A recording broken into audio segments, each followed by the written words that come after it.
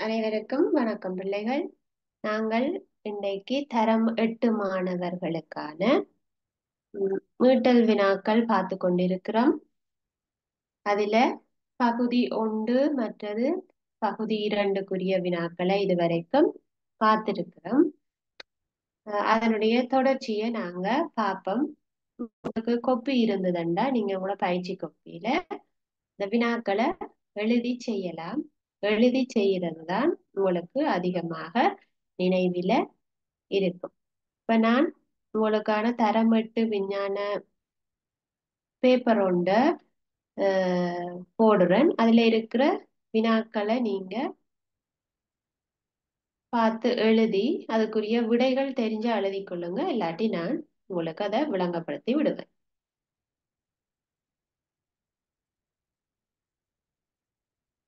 Screen share ஆகுதா?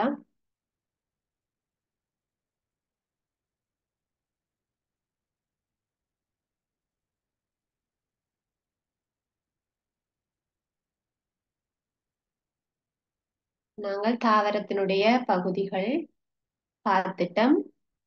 அதனுடைய தொடர்ச்சியாக மிச்சத்தை நாங்க இன்றைக்கு பார்ப்போம்.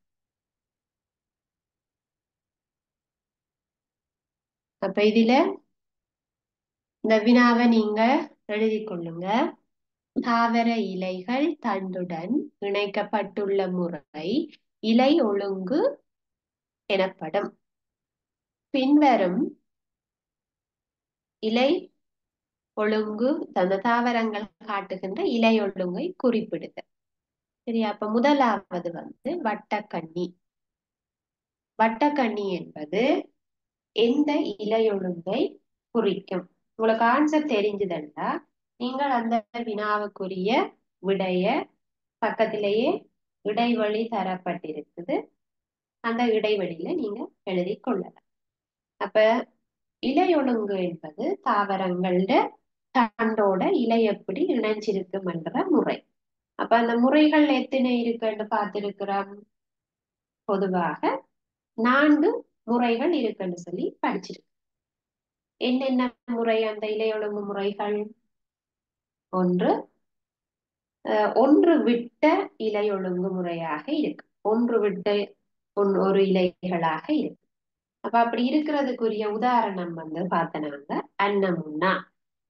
அப்ப அன்னமுன்னாவின்ற ஒரு கிளைய நீங்க உடைச்சு பார்த்திருந்தா தெரிஞ்சிருக்கும். அதனுடைய இலைகள் ஒன்று விட்டு ஒன்றாக அமைந்திருக்கிறத நாங்க பார்க்கலாம். அதே மாதிரி இரண்டாவது என்னது எதிரான இலையொழுங்கு. அப்ப எதிராக இருக்க வேண்டும். ஒரு இலைக்கு எதிராக மற்றைய இலை அமைக்கப்பட்டிருக்கு. அதுக்கு உதாரணம் எது? கொய்யா. அப்ப கொய்யா எல்லாத்த வீட்டையுமே இருக்கிற ஒரு மரம்.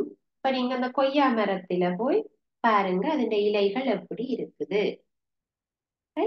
அப்ப இதுல மூன்றாவதாக இருக்கிறது அன்னமுன்னா. ஆகவே அன்னமுன்னா ஒன்று விட்டது. அப்ப இதுக்கு பக்கத்துல எழுதி கொள்ளுங்க. ஒன்று விட்ட இலை ஒழுங்கு அன்னமுன்னா.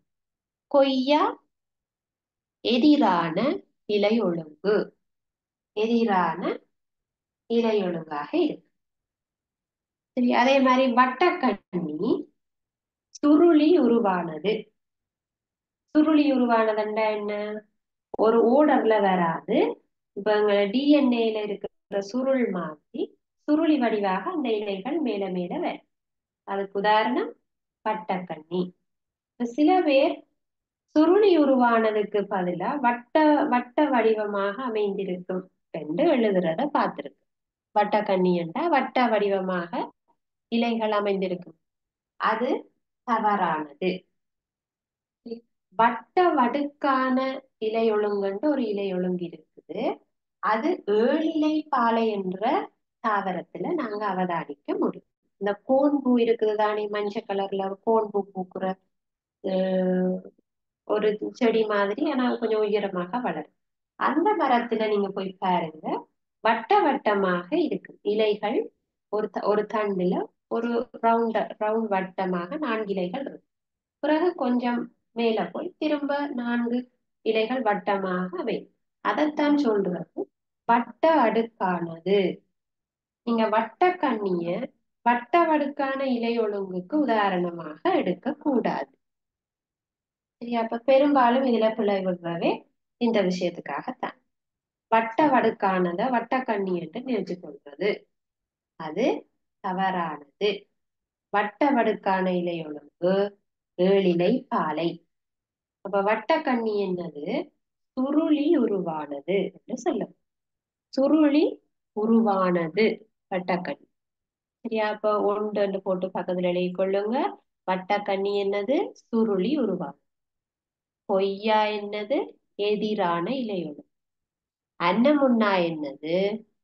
ஒன்று விட்ட இலையொழு. இந்த மூன்றும் சரியாக எழுதப்பட்டால் 3 புள்ளிகள் வழங்கப்படும். சரியா? ரைட். அப்ப இது 3 எழுதினாக்கள் அடுத்த கேள்வி எழுதிக்கும். இந்த பெரிதா இருக்கிற வினாவை எழுத தேவையில்ல. நீங்க இசைவாக்கங்களை காட்டும் தாவரங்களுக்கு உதாரணங்களை எழுதுகன்னு போட்டா சரி. ஆவி உயிர்ப்பை கட்டுப்படுத்துவதற்கு தாவரங்கள் காட்டும் இசைவாக்கங்களுக்கு உதாரணம். பாருங்க, ஆவி உயிர்ப்பை காட்டுவதற்காக தாவரங்கள் ஒவ்வொன்றும் ஒவ்வொரு இசைவாக்கத்தை காட்டும். சரியாண்டு படிச்சிருக்கிறோம். அதுல பாருங்க, இலைகள் சதை பிடிப்பானதாக இருத்தல். அப்ப இலைகள்ல சதை பிடிப்பானதாக இருந்தா அதில இருந்து நீரானது என்ன செய்யாது? இலகுவாக வெளியேற்றப்படாது.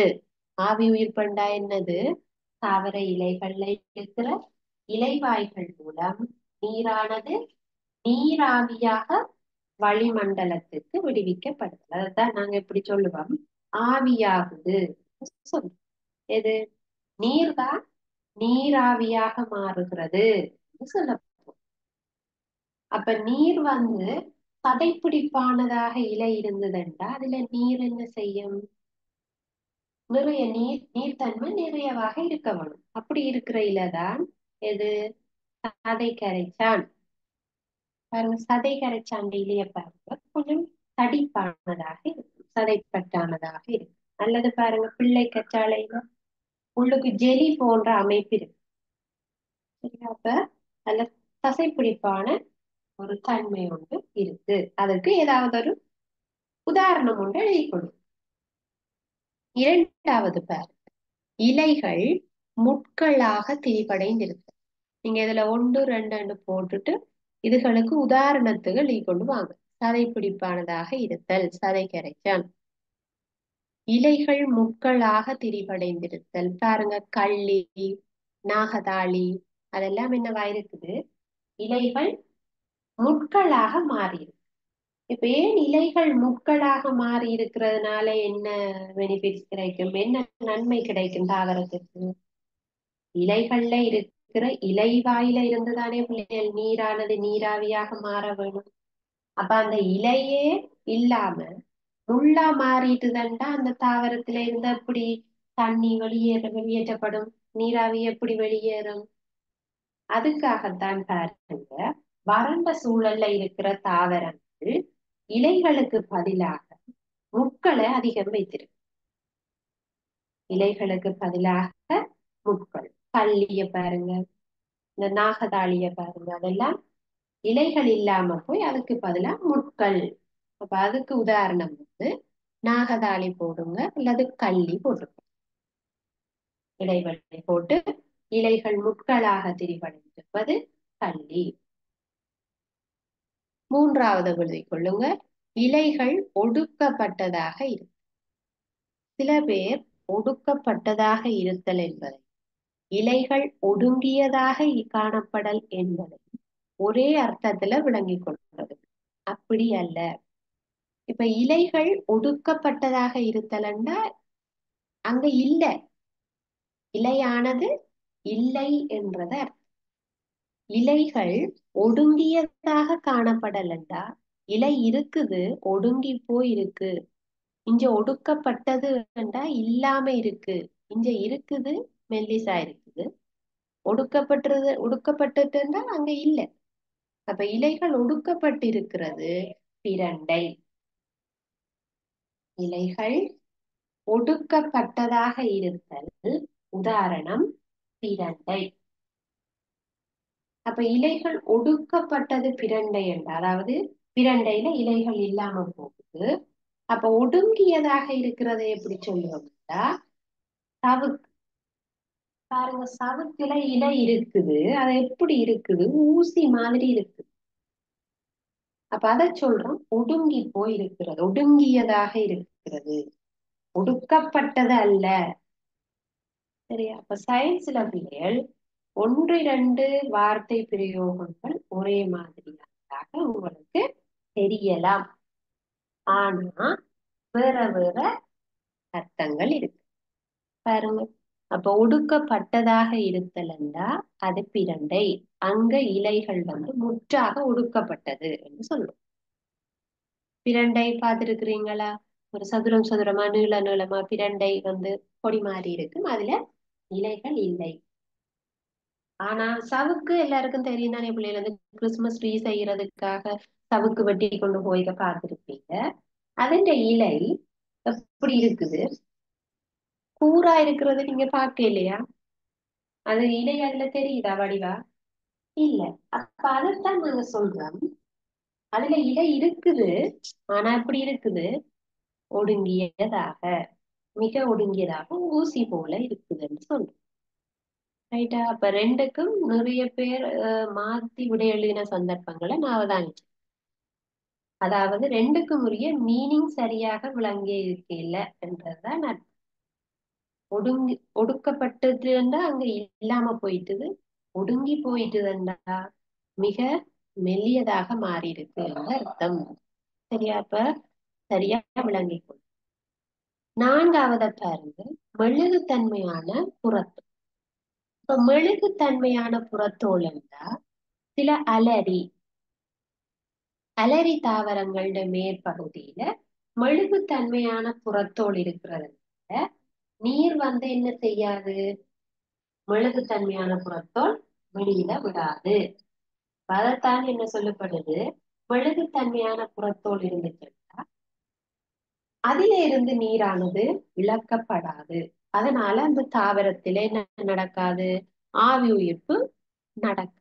ஆவி உயிர்ப்பு நடக்காட்டி அந்த தாவரத்திலிருந்து நீர் என்ன செய்யாது, இழக்கப்படாது. இப்ப தாவரம் வறண்டு போகாம இருக்கும். அப்ப இது சில வறல் நில தாவரங்கள் தான் இப்படி என்ன செய்யும், ஆவி உயிர்ப்பை கட்டுப்படுத்துறதுக்கு ஸ்பெஷலான ஏதாவது ஒரு இசைவாக்கத்தை காட்டும். சரியா? அப்ப இது ஐந்துக்குமே உதாரணம் எழுதினா 5 புள்ளிகள் வழங்கப்படும். அடுத்த கேள்வியை பார்ப்போம். நான்காவது, பின்வரும் தாவரங்களில் காணப்படும் வேர்களை தரு. அப்ப வேர்களை தருகண்டா நிறைய பிள்ளைகள் இருக்குது. ஆணி வேர் பக்க வேர் என்று இப்படி எழுதுங்க பிள்ளை. உங்களுக்கு தெரிய வரும். ஆணிவேர் பக்கவேர் என்பதை கேட்கிறதாக இருந்தா ஒரு தாவரத்தின படத்தை கீறி அதுல இருக்கிற ஆணிவேரையும் பக்கவேரையும் குறிச்சு காட்ட சொல்லி சொல்லி கேட்டிருப்பிடம் தானே. அதை விட ஏற்கனவே முதல்ல ஒரு கேள்வியில அவர்கள் தாவரத்தின் பகுதிகளை குறிக்கிறதுக்கு சொல்லிட்டினும் அதுல ஆணிவேர் பக்கவேர் குறிச்சிட்டீங்க. அவ திருப்பியும் மேன் பிள்ளைகள் நாங்க ஆணிவேர், நீங்க திருப்பவும் ஆணிவேர் பக்கவேர் எழுதவன்னு மட்டும் நாங்க எதிர்பார்க்க போறது இல்லை.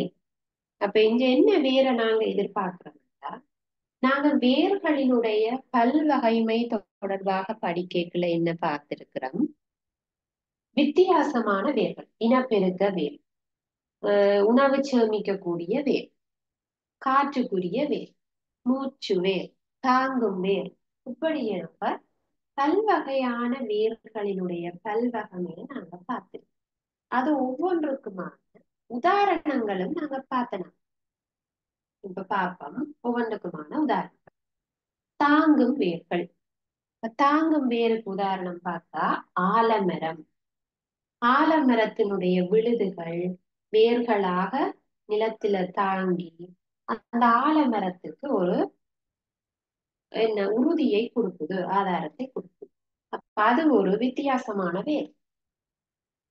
அதே போல கரட் அதனுடைய ஆணி வேர்ல தான் உணவை சேமிக்குது என்று சொல்றோம். ஒரு கரட்டை பிடுங்கி பாருங்க, அதுண்ட நடு வேரைத்தான் பிள்ளைகள் நாங்க சாப்பிடுறோம். கரட்டின் நடுவேர். அப்ப நடுவில் இருக்கிற பிரதானமான வேரை எப்படி சொல்லுவோம்? ஆணி வேர். அப்ப கரட் வந்து ஆணி வேர்ல தான் உணவை சேமிச்சு வச்சிருக்கு. ஆணி வேரில் உணவை சேமி. அப்ப மரவள்ளி ஆணி வேர்ல உணவை சேமிக்காதான்னு கேட்டா, மரவள்ளியில பாருங்க அந்த வேர்கள்ல பிரதான வேர்ல இல்ல, சைட்ல வர வேர்கள்ல எல்லாம் கிழங்கு வச்சிருக்கு. மரவள்ளிய சில பேர் வீடுகள்ல வச்சு பிடுங்கி பார்த்துருப்பீங்க, அல்லது புத்தகத்துல உங்களுக்கு படமாகவே தரப்பட்டிருக்கு. மரவள்ளியானது இடம் மாறி பிறந்த வேர்ல உணவை சேமிக்குது சொல்லு. இடம் மாறி பிறந்த வேரில் உணவு சேமிக்கும். இது மரவள்ளி. அப்ப அந்த வேரைத்தான் பிள்ளைகள் உங்களை இதுல எழுத சொல்லி கேட்கப்படுது. அங்க இருக்கிற வேர் என்ன என்ன வகையான வேர் என்பதுதான் கேள்வி. அப்ப எழுதிக் கொள்ளுங்க, மரவள்ளிக்கு என்னது? இடம் மாறி பிறந்த வேரில் உணவு சேமிப்பு. இடம் மாறி பிறந்த வேரில் உணவு சேமிப்பு. அப்ப அங்க இருக்கிறது என்ன வேர்? இடம் மாறி பிறந்த வேர். சரியா? அப்போ ஒர்க்கிட் தாவரங்கள்ல என்ன வேர் இருக்கு? காற்றுக்குரிய வேர். சில பேர் காற்றுக்குரிய வேர் என்பதற்கு பதிலாக மூச்சு வேர் என்று இருக்கு. அது தவறானது. காற்றுக்குரிய வேரும் மூச்சு வேரும் வேற வேற. மூச்சு வேர் வந்து கண்டல் தாவரங்கள்ல சில கிண்ணை என்கின்ற மரங்கள் தான் அந்த மூச்சு வேரை காட்டு. மரத்திலிருந்து வர வேர் நிலத்திலிருந்து மேற்பக்கமாக வளரும். கீழே இருந்து மேல் நோக்கி வேர் வளர்ந்து நிற்கும். அதைத்தான் மூச்சு வேர். ஆனா காற்றுக்குரிய வேர்ல இந்த ஒர்கிட் மற்றும் வெனிலா ஒர்கிட் போன்ற தாவரங்கள் காற்றிலேயே, அதாவது வளிமண்டலத்தில இருக்கிற நீராவிய உறிஞ்சுறதுக்கு ஏற்ற மாதிரி அந்த காற்றுக்குரிய வேர் காணப்படும். சரியா? அப்ப ஒர்கிட் தாவரத்துக்கு என்ன வேர் இருக்கு பிரதானமாக சொல்லி கேட்டா, அதுல காற்றுக்குரிய வேரண்டு தான் கொடுக்கணும். மூச்சு வேரண்டு கொடுக்கிறது தவறானது. இப்ப மூச்சு வேர் என்னத்துக்கு இருக்கு? அது திண்ணை. சரி, அது கண்டல் தாவரத்துக்கு தான் இருக்கு. அப்ப இதுல நீங்க எண்ணத்துல பிழை விடுவீங்கன்றதான் நான் சுட்டி காட்டுறேன். இனிமேல் நீங்க அந்த மாதிரியான தவற விடக்கூடாது. அப்ப மூச்சு வேரும், சரியா, மூச்சு வேரும் காற்றுக்குரிய வேரும் ஒன்று என்று யோசிக்க கூடாது. சரியா? அப்ப அது ரெண்டுமே வேற வேற. மூச்சு வேர் வேற, காற்றுக்குரிய வேர் வேற. மூச்சு வேரும் சுவாச வேரும் ஒன்று பிள்ளை. அது ரெண்டும் ஒன்றுன்னு சொல்லலாம். சரியா? மூச்சு வேர் அல்லது சுவாச வேர்கள் என்று நாங்க சொல்லலாம். ஆனா அதுவும் காற்றுக்குரிய வேரும் வேற வேற தெரிஞ்சுக்கணும். ரைட்? அப்ப அதுக்கு பொருத்தமான மற்றும் சரியான விடையை எழுதி கொள்ளுங்க. ஒர்கிட் காற்றுக்குரிய வேர். மரவள்ளி எது? இடம் மாறி பிறந்த வேர். சரி, அப்ப உங்களுக்கு இந்த வினாக்கள் விளங்கி இருக்கு. அதனை தொடர்ந்து சில நுண்ணங்கிகளின் படங்கள் இருக்கு. இந்த வினாவை நாங்க ஏற்கனவே போன வகுப்புல பார்த்திருக்கிறோம். ஏ என்பது பரமேசியம். இந்த படங்களை தந்துட்டு உங்களை வினாக்களுக்கு விடையளிக்க சொல்லுகிறேன். அப்ப ஏ என்றது பாதம் போன்ற ஷேப்ல இருக்குது, ஆகவே அது பரமேசியம். பி என்பது நீர்ல தெளிச்சு விட்ட மாதிரியான ஒரு அமைப்பு, அமீபா.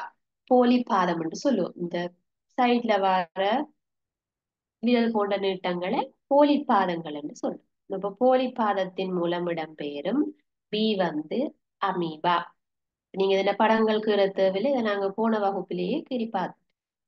சி என்று இருக்கிறது மதுவம். சிறிய சிறிய உருண்டைகள். அதுவே டி என்று இருக்கிறது பாக்டீரியாக்கள். சரியா?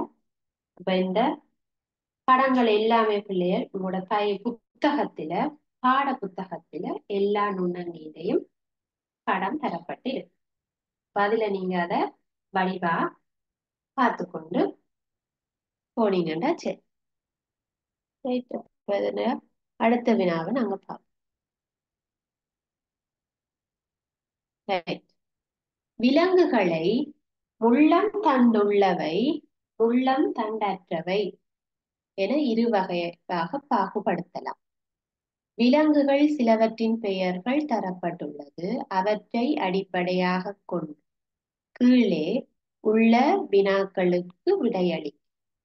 அப்ப நீங்க விலங்கு பாகுபாடு என்று சொல்லி உங்களுடைய 2வது அலகில படிச்சிருக்கிற பாடம் தொடர்பாகத்தான் இந்த வினா. அப்ப நீங்க விலங்குகளை 2 பிரதான வகைகளாக வகைப்படுத்தலாம்னு படிச்சிருக்கு. எப்படி? முள்ளந்தண்டு இருக்குது, முள்ளந்தண்டு இல்ல அப்படின்னு சொல்லி 2 வகையா பிரதானமா பிரிக்கிறோம். நீங்க எந்த அங்கியாக இருந்தாலும் இந்த 2 பிள்ளையும் தான் வகைப்படுத்த. ஒரு நத்தையை எடுத்துக்கொண்டா அதுக்கு முள்ளந்தண்டு இல்ல என்றதுக்குள்ள பாகுபடுத்த. ஒரு பறவையை எடுத்துக்கிட்டா அதுக்கு முள்ளந்தண்டு இருக்கிறது என்ற வகைக்குள்ள எடுத்துக்கணும். ஆகவே நீங்க ஒரு பூச்சி இனத்தை எடுத்துக்கிட்டா அது முள்ளந்தண்டு இல்லை என்றதுக்குள்ள எடுத்துக்கணும். ஒரு தவளையை எடுத்துக்கிட்டா அதுக்கு முள்ளந்தண்டு இருக்கிறது என்று. அப்படி நீங்கள் எந்த ஒரு விலங்கை எடுத்துக்கொள்வதாக இருந்தாலும் இந்த 2 வகைக்குள்ளையும் தான் நாங்க போட வேண்டும். அப்ப அவர்கள் சில விலங்குகளை தந்திருக்கிறோம். இந்த விலங்குகளை தரப்பட்டுள்ள அங்கிகளை முள்ளந்தண்டு உள்ளவை முள்ளந்தண்டு அற்றவை என வகைப்படும். இந்த வினாவை இந்த மேல இருக்கிறத நீங்க எழுத தேவையில்லை.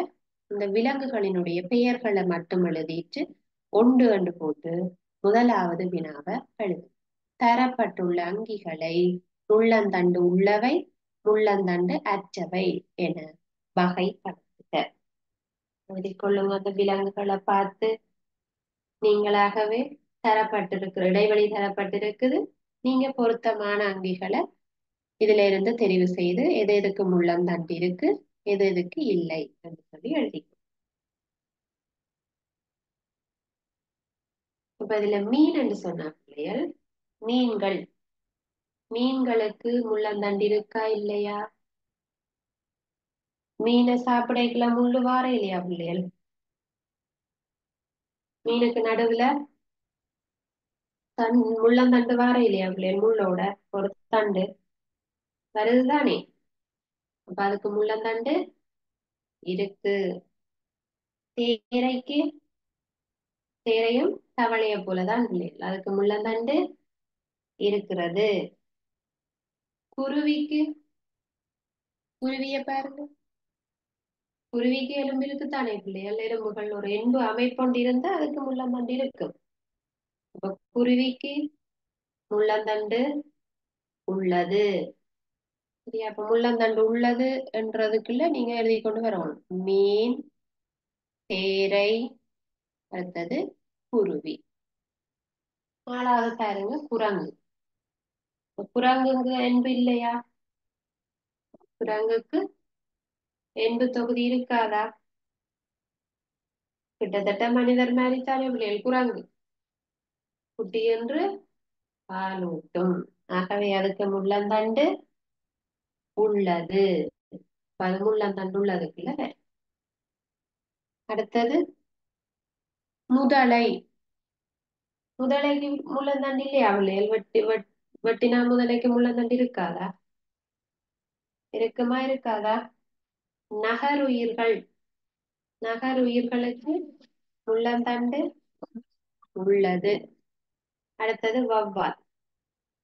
வௌவால் என்ன இனம் பிள்ளைகள்? பறவைகளா முளையூட்டியா?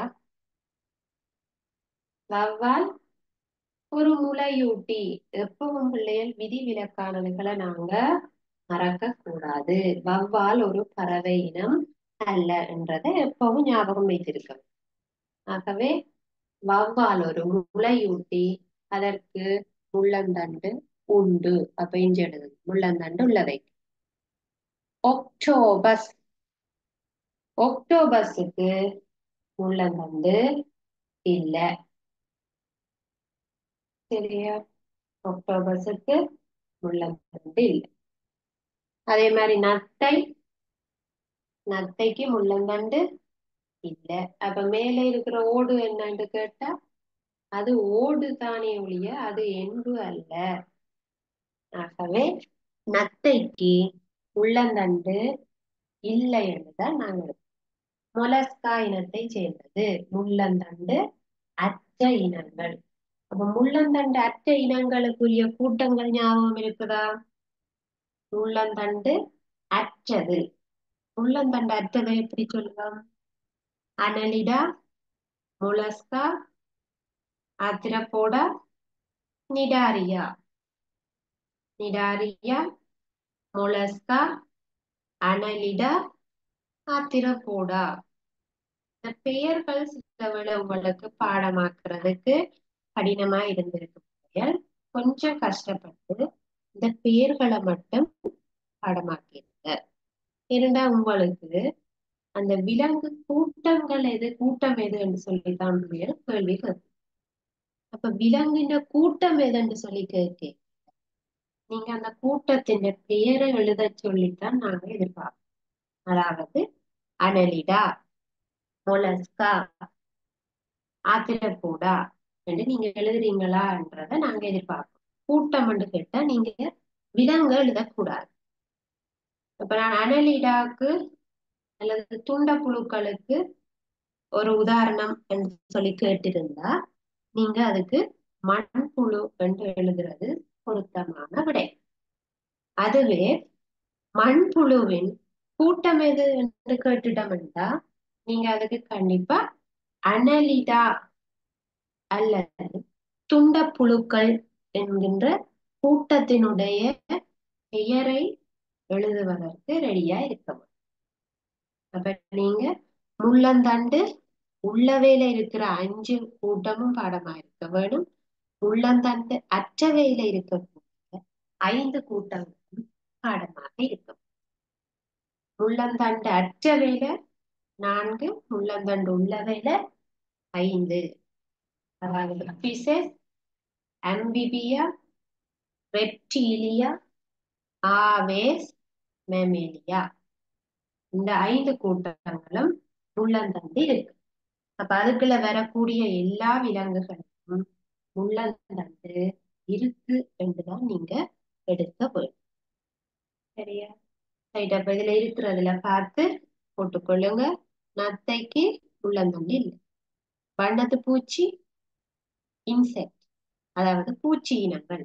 பூச்சி இனங்கள் யாவும் முள்ளந்தண்டு அற்றவைக்கு தான் வரும். அது தேனீய தந்தாலும் சரி, குளவிய தந்தாலும் சரி, எறும்பு, கரையான், கரப்பாம்பூச்சி எல்லாமே என்னது? முள்ளந்தண்டு அற்றதுதான். பூச்சி இனம் யாவும். அப்ப அது முள்ளந்தண்டு அற்றது. மண்புழு. மண்புழு பிள்ளைகள் துண்டப்புழுக்கள், அனலிடாக்கள். அனலிடாக்களுக்கு முள்ளந்தண்டு இல்லை. முள்ளந்தண்டு அற்றது. ஆகவே அதை நீங்க முள்ளந்தண்டு அற்றதுக்கு எழுதிக்கொள்ளும். சரி. அப்ப இப்ப நாங்க 2ஆக வகைப்படுத்த. அடுத்த வினா பாருங்க. அருவி கோட்டுருவான எழுதிக்கொள்ளுங்க. அருவி கோட்டுருவான் உடல் அமைப்பை கொண்ட அங்கி கூட்டங்கள் எவை? அப்ப அருவி கோட்டு வடிவம் என்றா என்ன பிள்ளைகள்? 2 பக்கமும் கூம்பிய ஒரு தோட்டம். அப்ப அந்த தோற்றத்துல இருக்கிறது எங்களுக்கு தெரியும். ஒன்று பறவையாக இருக்க போது, இன்னொன்று மீன்.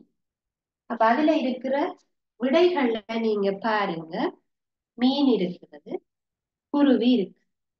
ஆனா நிறைய பேர் என்ன விடை எழுதிடுவாங்கன்னா அருவி கோட்டு வடிவம் உடல் அமைப்பை கொண்ட அங்கி கூட்டங்களை வேண்டு கேட்டா ஒன்று மீன், இன்னொன்று குருவி. இப்படி ஆன்சரை எழுதிவிடுங்க. அப்ப நாங்கள் கேட்ட கேள்வி என்னது? கூட்டம் என்ன? அங்கி எதுண்டா நாங்க கேட்டிருக்கிறோம்? இல்லை. அப்ப நீங்க கேள்விய சரியா வாசிக்கவில்லை என்றதுதான் அர்த்தம். கேட்கப்பட்ட கேள்வி அங்கின்ற கூட்டம் எது? இப்ப நீங்க இதுல எழுதி இருக்க வேண்டும் பிசஸ். பிசஸ் என்பது மீனுக்குரிய கூட்டம். ஆவேஸ் என்பது பறவை இனத்துக்குரிய கூட்டம். அப்ப இந்த கேள்விக்கு விட தெரிஞ்சிருந்தாலும் அநியாயமாக பிழை எடுக்கிறதுன்றது இது. கேள்விக்குரிய ஆன்சர் தெரியும், மீனும் பறவையும். ஆனா அது இந்த கூட்டத்தின் பேரு எழுதாட்டி பிழைதானே பிள்ளைய. அப்ப நீங்க மீனும் குருவியும் எழுதுறது உதாரணம். அதுதான் ஏற்கனவே அதை தந்துட்டு அதுல இருந்து உங்களை சொன்னது கூட்டம் எழுத சொல்லி. ஆனா பிழையாக எழுதி வைக்கும். சில பேர் அவசரத்துல எழுதி பிழையாக வர்றது, சில பேர் தெரிஞ்சு கொண்டே பிழையா எழுதுறது. என் கூட்டத்தின பெயர் தெரியாத அட்லீஸ்ட் இந்த உதாரணத்தையாவது எழுதி விடுவோம் கண்டுட்டு எழுதி விடுற ஆட்களும் இருக்கு. சரி, பங்கி கூட்டம் என்று கேட்டிருந்தா நீங்க பிசஸ் மற்றும் ஆவேஸ் என்று இதுல எழுதியிருக்க வேண்டும். இரண்டும் சரியாக எழுதியிருந்தால் 2 புள்ளி. அடுத்தது, தரப்பட்ட விலங்குகளில் துண்டப்புழுக்கள் என அழைக்கப்படும் அங்கி கூட்டத்தை சேர்ந்த விலங்கை பெயரிடு. துண்டப்புழு இது அனலிடாக்கள். அனலிடாக்களுக்கு என்ன உதாரணம் அதுல இருக்கு? அனலிடாவுக்கு என்ன உதாரணம் பிள்ளைகள் இருக்கு? மண்புழு இருக்கு. பாருங்க, கடைசியாக இருக்குது மண்புழு. ஆகவே அதுல மண்புழு என்று போட்டுக்கணும்.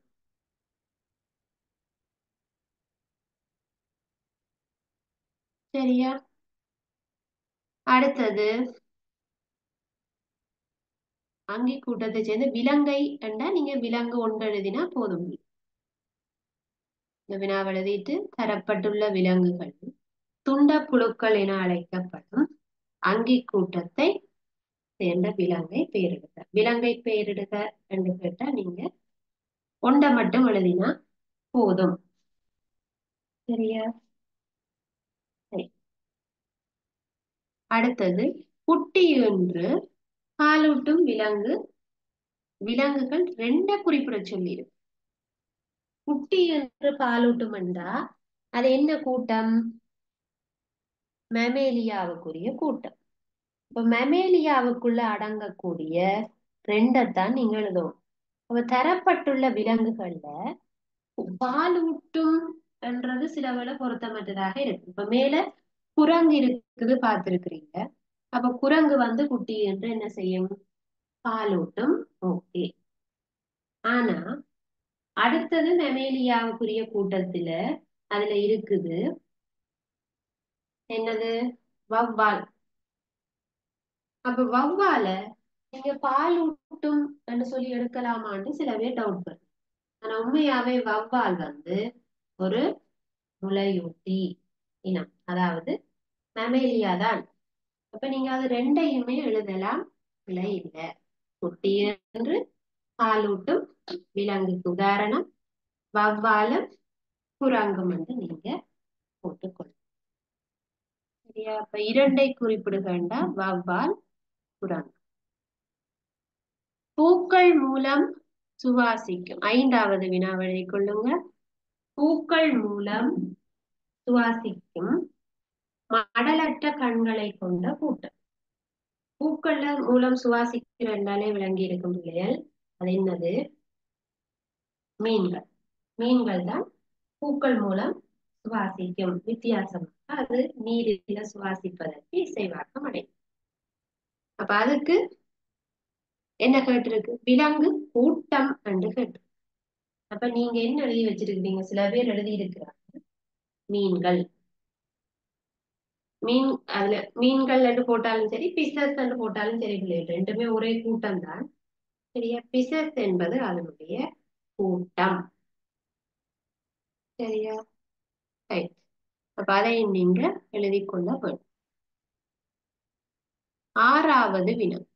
பின்வரும் விலங்கு கூட்டங்களைச் சேர்ந்த படத்தில் தரப்பட்டுள்ள அங்கிகளை இனங்க. அதாவது இந்த மேல தந்திருக்கிறதுல வச்சுக்கொண்டு அவை தந்த கூட்டத்துக்கு பொருத்தமான விலங்குகளை பெயரிடுங்க சொல்லி.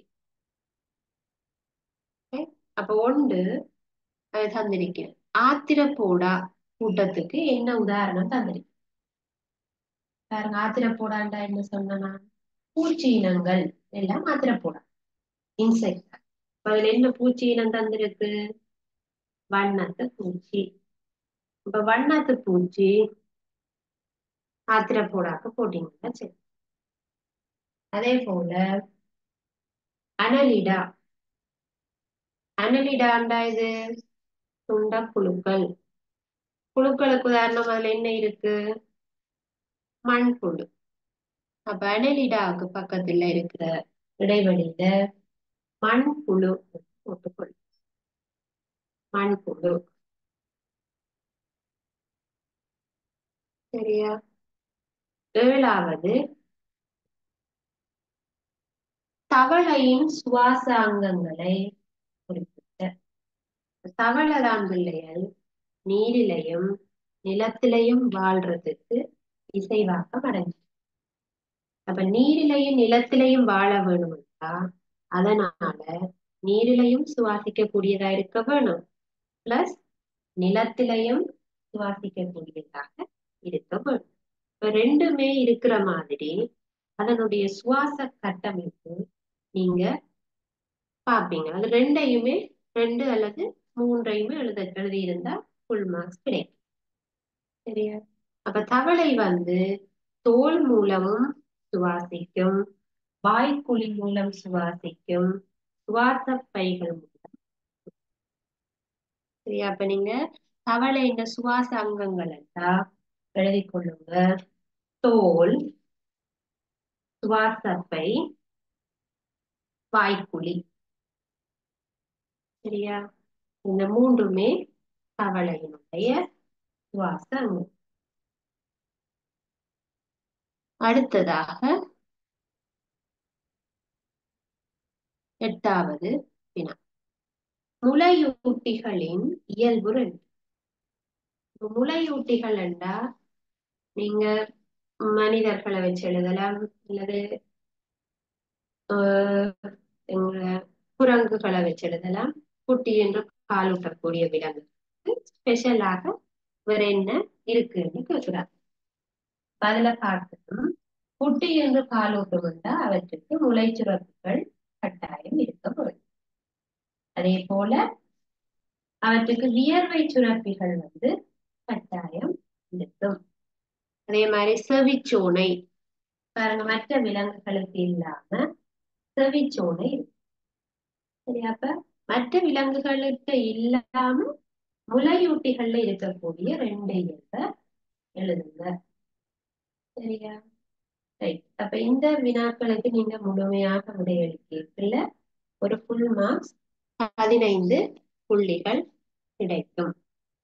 சரியா. ரைட். அடுத்த வினாவை பார்ப்போம். உங்களுடைய வினாக்களை நீங்க எழுதிக் கொள்ளலாம் அல்லது திரும்ப நீங்க பார்த்துக்கொள்ளலாம். வெவ்வேறு பதார்த்தங்கள் ஆய்வு கூடத்துல காணப்பட்டிருக்கு. இந்த படங்கள் நீங்க எழுத வேண்டிய தேவை இல்லை, படங்களுக்கு இரவும் தேவையில்லை. நீங்க கந்தகம், குளோரின், செப்பு, இரும்பு, காவல் இதை மட்டும் நோட் பண்ணி கொள்ளும். 3 போட்டுட்டு பெரிய வினா 3 போட்டு கந்தகம், குளோரின், செப்பு, இரும்பு, காவல் மட்டும் போட்டுக்கொள்ளும். இப்ப நாங்க பார்க்கிறோம், மேற்கூறப்பட்ட பொருட்களில் எது வாயு நிலையில் காணப்படும். அப்ப வாயு நிலையில என்ன சொல்லுவோம் பிள்ளைகள், கேஸா எது இருக்கும் என்று கேட்கிறோம். கேஸ். இதுல தந்த மூலகங்கள்ல தந்த சடப்பொருட்கள் எது கேஸ் பாருங்க. கந்தகம் எப்படி இருக்கும், ஒரு ஜெலோ கலர்ல ஒரு என்ன சோப் கட்டி மாதிரி இருக்கும் இல்லையா, சோப், சன்லைட் சோப் அந்த மாதிரி இருக்கும் கந்தகம் பாக்குறது. குளோரின் வந்து கேஸ், குளோரின் வாயு, வாயுவாக இருக்கு. செப்பு வந்து தெரியும் தானே பிள்ளைகள், உங்களுக்கு செப்பு கம்பி எல்லாம் தெரியும் தானே, கம்பி மாதிரி இருக்கும், இல்ல தகடாக இருக்கும், ஒரு உலோகம். இரும்பு பிள்ளைகள், இரும்பும் கம்பியாக இருக்கலாம், தகடாக இருக்கலாம், அல்லது இரும்பு தூளாக கூட வச்சிருக்கலாம். அதெல்லாம் வந்து ஒரு உலோகம். இரும்பு கம்பி, செப்பு கம்பி, இத உலோகங்கள்னு சொல்லுவோம். செப்பு, இரும்பு. கார்பன், கார்பன் வந்து கரி பிள்ளைகள், இந்த இதுல கரிக்கட்டை மாதிரி இருக்கும். இப்ப நாங்க ஒரு விறக வந்து அடுப்புல எரிச்சோம்னா மிச்சமா வர அந்த கரி தான் கார்பன் சொல்றோம். இதையும் நாங்க எரிச்சு முடிய கடைசியா எஞ்சுறது கார்பன் மாதிரி கார்பன் சொல்றோம். சரியா? ரைட். அப்ப இதுகளை வச்சுக்கொண்டு கேள்வி கேட்கும். அப்ப இதெல்லாம் ஒரு மூலகங்கள் என்றது உங்களுக்கு தெரிய வேண்டும். மூலகங்கள்ல உலோகமும் இருக்கும், அல்லுலோகமும் இருக்கும். உலோகம் அல்லாதவற்றை நாங்க அல்லுலோகம் சொல்லுவோம். அப்ப இதுல பாருங்க, கந்தகம் என்றது ஒரு அல்லுலோகம், அது உலோகம் இல்லை. குளோரின் என்றது வாயு, அது ஒரு அல்லுலோகம். செப்பு என்றா உலோகம், இரும்பு என்றா உலோகம், கார்பன் என்பது அல்லுலோகம். சரியா? ரைட். அப்ப இதுல பாக்குறோம், மேற்கூறப்பட்ட பொருட்கள்ல எது வாயுவாக இருக்கும்? குளோரின். குளோரின் தான் எங்களுக்கு குளோரின் கேஸ், குளோரின் கேஸா தான் இருக்கு, குளோரின் வாயு. சரியா? ரைட். அதே மாதிரி மஞ்சள் நிறமாக காணப்படுகின்ற பதார்த்தம் எது? மஞ்சளா இருக்கிறது எதுன்னு சொன்ன நான், கந்தகம். கிட்டத்தட்ட அது ஒரு சன்லைட் சோப், அதை வெட்டி வச்சா அப்படி இருக்கும், அப்படி இருக்கும் கந்தகம். மஞ்சள் நிறமாக இருக்கும். இப்ப அதுல டவலியில போட்டுக்கொள்ளுங்க, கந்தகம்.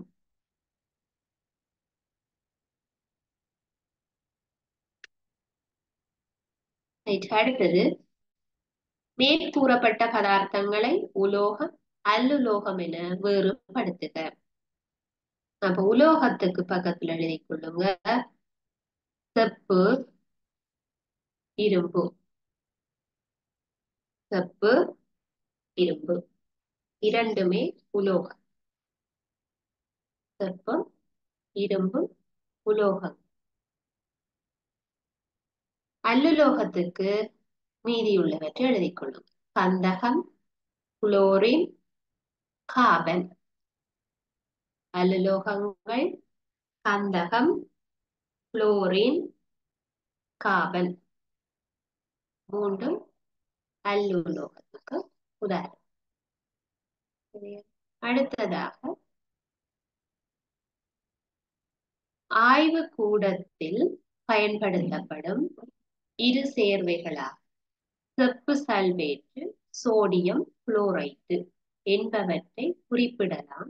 இதில் கரியுப்பு எனப்படுவது. இப்ப கரியுப்பு என்று சொன்னா நாங்க கறிக்கு யூஸ் பண்ணக்கூடிய உப்பு தான் கரி. அப்ப அந்த கரியுப்புன்னு நாங்க எதை சொல்றோம்னா, நீங்க 6ல இருந்து படிச்சு கொண்டு வந்திருப்பீங்க, சோடியம் குளோரைடு, NaCl. சரியா? அப்ப செப்பு சல்பேட் என்று சொல்றது இது ஆய்வு கூடத்துல நீல நிறமாக காணப்படுகின்ற ஒரு சேர்வை. சரியா? நீல நிறமாக காணப்படுகின்ற ஒரு சேர்வைதான் இது செப்பு சல்பேட். சோடியம் குளோரைடு சாதாரண உப்பு. சரியா? அப்ப இன்றைக்கு பார்த்த இந்த விடயங்கள்ல உங்களுக்கு ஏதாவது சந்தேகம் இருந்தா நீங்க கேட்கலாம்.